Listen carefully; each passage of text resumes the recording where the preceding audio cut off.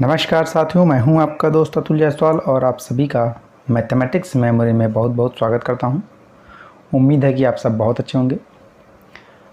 एक नए सेशन के साथ एक नए टॉपिक पर मैं फिर से आज चर्चा करना चाहता हूं। जिस टॉपिक जिसका नाम है बट्टा से आप सभी थोड़ा बहुत परिचित होंगे, लेकिन कुछ लोगों के लिए ये नाम नया होगा। जो लोग अभी अभी अपनी प्रिपरेशन को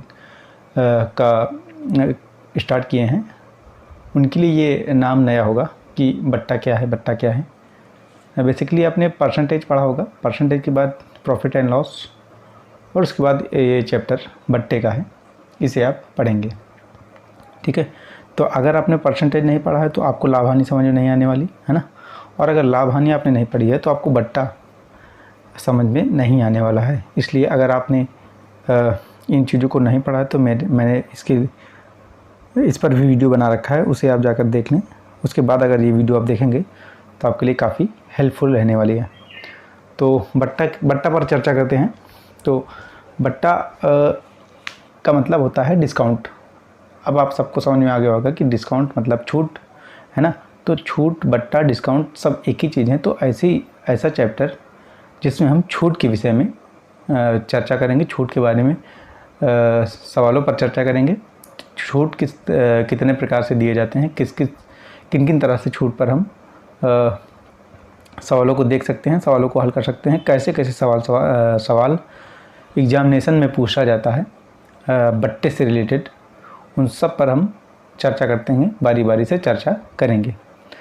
तो चलिए शुरुआत करें आज के अपने इस सेशन की और बात करें अपने टॉपिक बट्टे पर, और लाते हैं आज का अपना पहला क्वेश्चन, जो कि है बट्टे से रिलेटेड। चूँकि बट्टे में कुछ खास बताने का बेसिक कुछ बताने का मतलब रह नहीं जाता, क्योंकि परसेंटेज और प्रॉफिट एंड लॉस में काफ़ी कुछ आप जान चुके हैं। परसेंटेज के बारे में, प्रॉफिट एंड लॉस के बारे में, और कैसे परसेंटेज निकालते हैं, उससे जुड़े हुए सवालों को कैसे हल करते हैं, उन सब पर चर्चा हो चुकी है पहले। तो चलिए शुरुआत हम लोग डायरेक्ट क्वेश्चन से ही करते हैं। आइए लेते हैं आज का अपना पहला प्रश्न। तो हमारा पहला प्रश्न है, किसी वस्तु का अंकित मूल्य 500 रुपये है। ठीक है, वह 20% और 10% के क्रमिक गट्टों पर बेची जाती है। उस वस्तु का विक्रय मूल्य है ना। वस्तु का अंकित मूल्य 500 रुपये है। ठीक है भाई, अब 500 रुपये वस्तु का अंकित मूल्य है। ठीक है, उस पर वह एक दुकानदार है जिसने 20% और 10% के क्रमिक बट्टे यानी कि क्रम वाइज बट्टे को उसने दिया है। पहला 20%, उसके बाद जो बनेगा, उसके बाद जो मूल्य बनेगा उस पर फिर से 10% का बट्टा उसने दिया। ठीक है, तो बट्टे का मतलब मैंने आपको बताया कि बट्टे का मतलब होता है छूट, है ना, या इसी को हम डिस्काउंट कह लें। ठीक है, तीनों का मतलब एक ही है। ठीक है, तो जब भी हम मान लीजिए कोई वस्तु 100 रुपये की है, अगर उस पर 10% की छूट दी जाती है तो हम क्या करते हैं कि 10% मान लीजिए 200 हम मानते हैं, ताकि आपको अन्य आंकड़ों में भी समस्याओं का सामना न करना पड़े।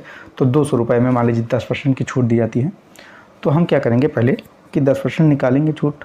ठीक है, इसको हम सॉल्व करेंगे तो ये 20 आएगा। फिर इसी 20 को 200 में हम माइनस करें, 180 प्राप्त हो। एक तो तरीका ये है। दूसरा तरीका क्या है कि इस 200 को हम लिखें और 100 में जो छूट दी गई है उसको हम लोग घटा लें, है ना। 10% की छूट दी गई है तो 100 माइनस 10, और बटे में 100, चूँकि परसेंटेज हम लोग निकाल रहे हैं, परसेंटेज में है छूट तो बटे में छूट 100। तो हमने इसको हल करा, 2 गुणे और 100 में से 10 जाएगा 90, 9 दूनी 18, यानी कि ये भी 180 आने वाला है ना।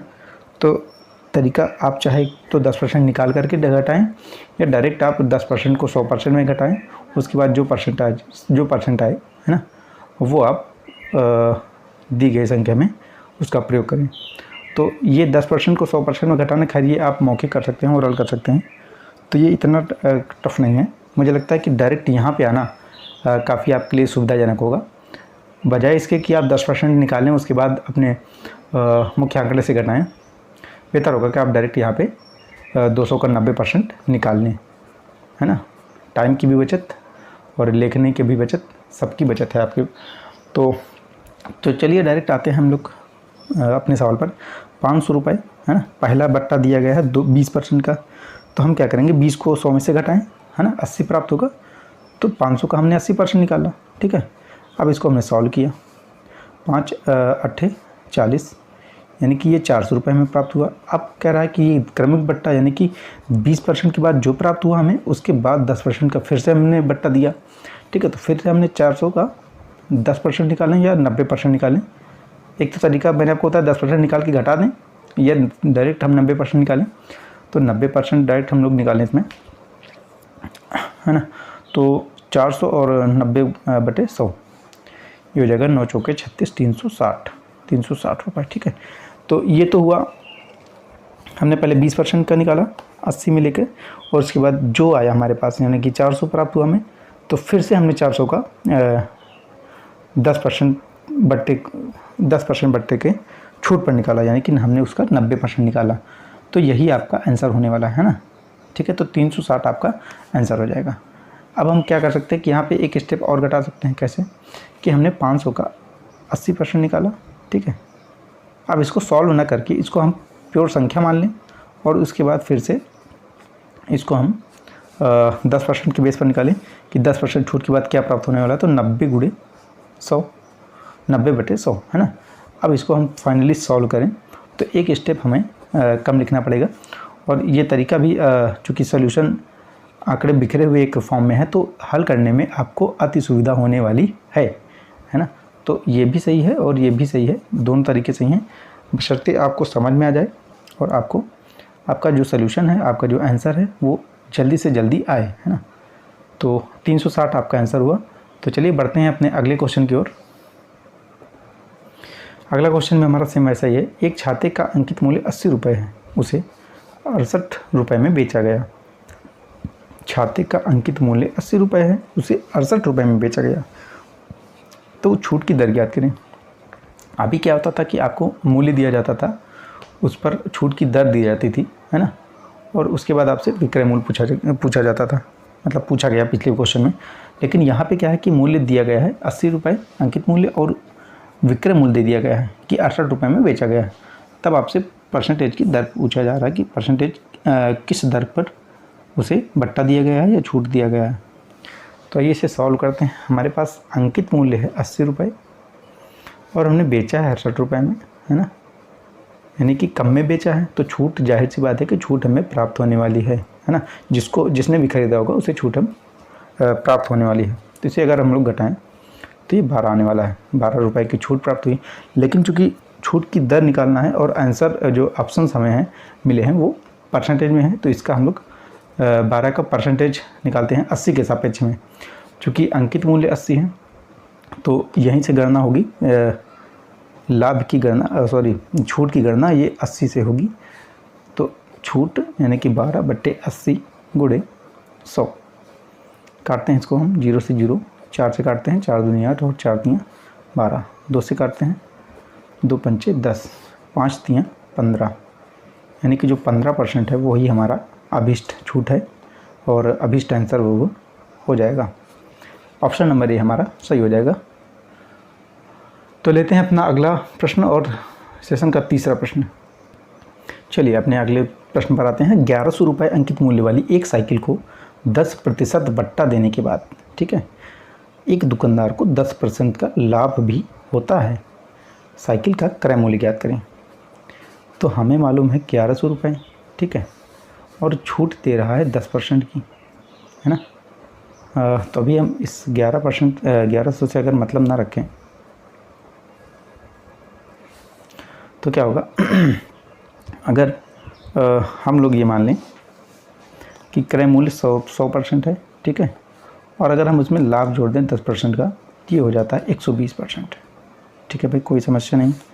यानी कि हमें फाइनली 120 का मान निकालना है, ठीक है। तो अभी हम पहले छूट पर चर्चा कर लेते हैं। 10% की छूट मिली है, तो यानी कि 1100 का हम 10% निकाल के घटाएं या 90%। 1100 का 90% ज्ञात करें, 11 9 99, 990 रुपये, ठीक है। ये हुआ हमारा विक्रय मूल्य। चूँकि 10% बट्टा देने के बाद बेचा गया तभी तो लाभ हुआ, कितने का? 10% का। यानी कि जो विक्रय मूल्य है, ये विक्रय मूल्य और दुकानदार द्वारा प्राप्त लाभ के साथ, यानी कि उसके क्रय मूल्य और लाभ को मिला करके जो विक्रय मूल्य प्राप्त हुआ, ये दोनों आपस में बराबर होने वाले हैं, है ना। यानी हम कह सकते हैं कि 120% बराबर है 990 रुपये के, ठीक है, कह सकते हैं भाई। तो अब हमें क्या ज्ञात करना है? साइकिल का क्रय मूल्य, जो कि हमने 100% अपने आप में होता है। तो 100% हमने निकालने के लिए क्या करेंगे? 990/120 गुणे 100, ठीक है भाई। काटते हैं, 0 से 0 कैंसिल, 3 से काटते हैं, 3 चौके 12 और ये हो जाएगा 33, ठीक है। 4 से काटते हैं 25, 25 चौकों से 25 दिए 75 और 25 दिए 75 और 7 75 और 7 82,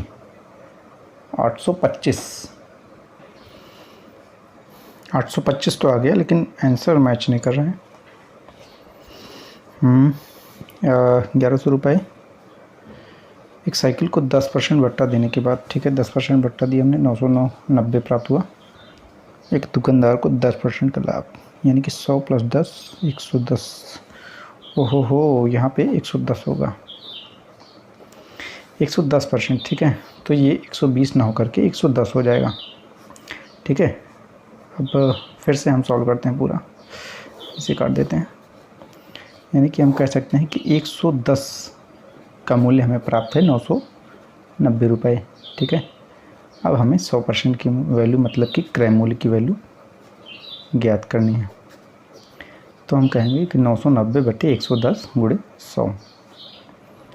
सॉल्व कर लेते हैं आराम से। 11 एकम 11, 11 9 99, 9 और 100 का गुणा, ये हो जाएगा 900 रुपये, ठीक है। तो 900 रुपये जो हमारा वो हो जाएगा, वो आंसर हो जाएगा। चूँकि साइकिल का क्रय मूल्य ज्ञात करना था, उन्होंने क्रय मूल्य ज्ञात कर लिया 900 रुपये, यही हमारा हो जाएगा आंसर। चलिए लेते हैं अपना अगला क्वेश्चन। हाँ, हमारा ये वाला क्वेश्चन भी बिल्कुल वैसा है कि एक वस्तु का अंकित मूल्य 500 रुपये है। एक दुकानदार उसे 10% बट्टे पर बेच देता है ना। फिर भी उसे 20% का लाभ होता है। वस्तु का क्रय मूल्य क्या है? ठीक है, तो सबसे पहले हम क्रय मूल्य मानते हैं कि 100%, ठीक है भाई, 100% माना हमने, और यही हमें क्या करना है? फाइंड आउट करना है, ज्ञात करना है, ठीक है। और उसे 20% का लाभ होता है। इतना सब कुछ करने के बाद तो हम 20% लाभ इसे ऐड कर देते हैं और ये हो जाएगा 120%, जो कि हमारा क्या हो जाएगा?